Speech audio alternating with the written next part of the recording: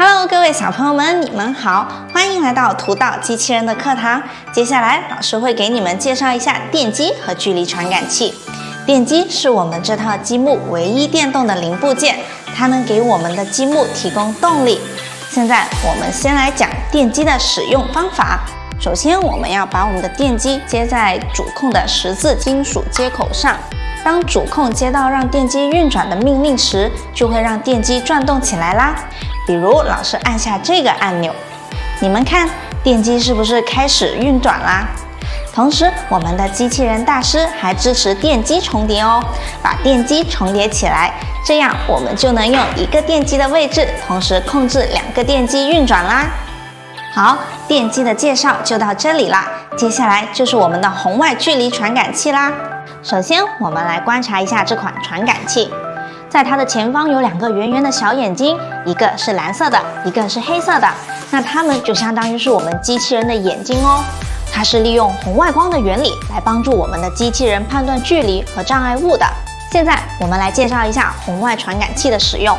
我们将距离传感器连接在主控的3单位金属接口上，这时候需要注意，接线上插头背面的3个金属触头需要跟主控接口上的3个金属触点一一对应哦。反过来安装也是一样的。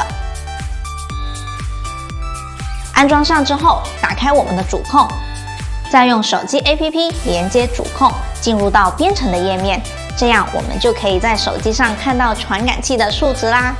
当有物体接近传感器的时候，传感器的上方会发出绿色的光，同时手机上的数值也会发生变化。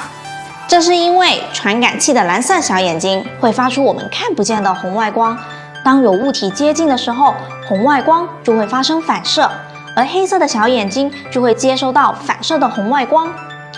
反射的红外光越强，手机的数值就会越低，那就代表物体离我们的传感器很近。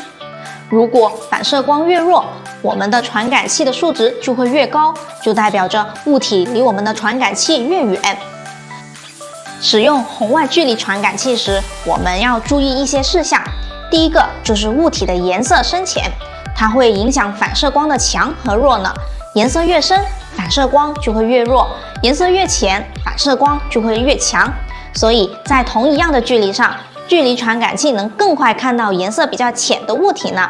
还有一点要注意的是，避免太阳光的照射哦，因为太阳光中含有非常强烈的红外光。如果传感器黑色的小眼睛受到阳光的照射，它会影响它接收红外光的强弱，导致传感器的误判，传递给主控的数值也会不准。所以有时候前方明明没有障碍物，但是传感器的上方还是会发出绿色的光，让机器人误以为前方就有障碍物呢。电机和距离传感器就已经介绍完了，小朋友们，你们记住了吗？